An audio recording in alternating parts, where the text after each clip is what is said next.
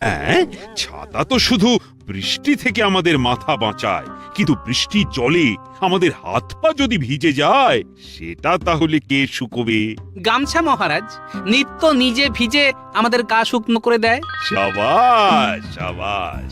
তাহলে বুঝতে পারছো তো মন্ত্রী, গোপালের মতো বুদ্ধিমান লোককে কখনোই ছাঁটাই করা যায় না। না না, কোনো মতেই করা যায় না। তারপর সেনাপতি আমি শত্রুর হাত থেকে এই রাজ্যকে রক্ষা করি মহারাজ।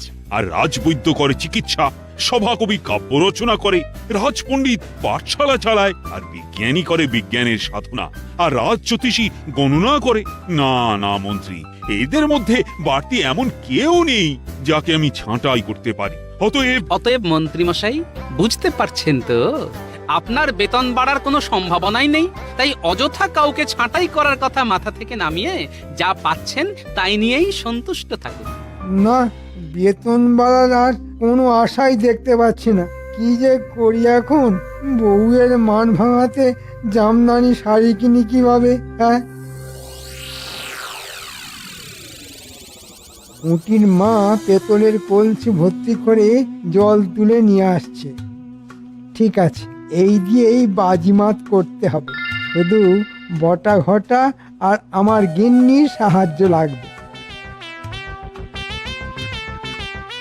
কিরে, সারাদিন গল্প গুজব করে সময় কাটালে চলবে? কিছু রোজগার পাতিও তো করতে হবে। তা কি করতে হবে?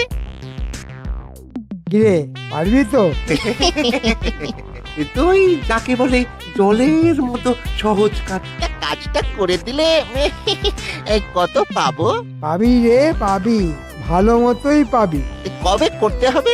ধর কালি।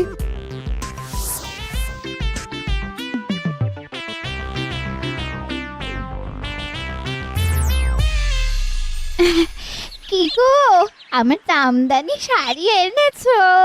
চিন্তা করো না, দু একদিনের মধ্যেই পেয়ে যাবে। তবে তার জন্য তোমায় একটা কাজ করতে হবে।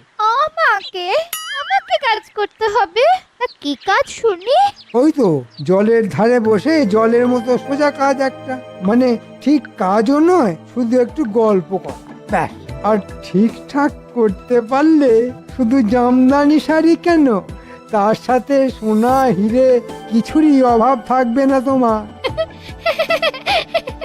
বাবা রে বাবা, কি দুষ্ট বুদ্ধি তোমার মাথায়।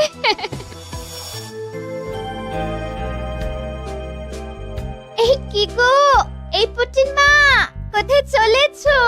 পুটির মা, জল আনতে চলেছি দিদি। তা আপনি যে আজ? কি করব বলো? তোমাদের মন্ত্রী মশাই কাজে বেরিয়ে যাওয়ার পর আমার তো কোনো কাজ থাকে না গো, তাই একটু বেড়াতে বেরিয়েছি। তা এতদিন পর যখন দেখা হয়ে গেল, তখন চলো না পুকুর পাড়ে বসে দুজন একটু গল্প করি।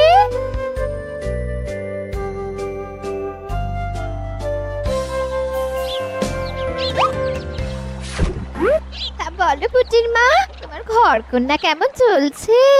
ওই একরকম, মানে আমাদের মতো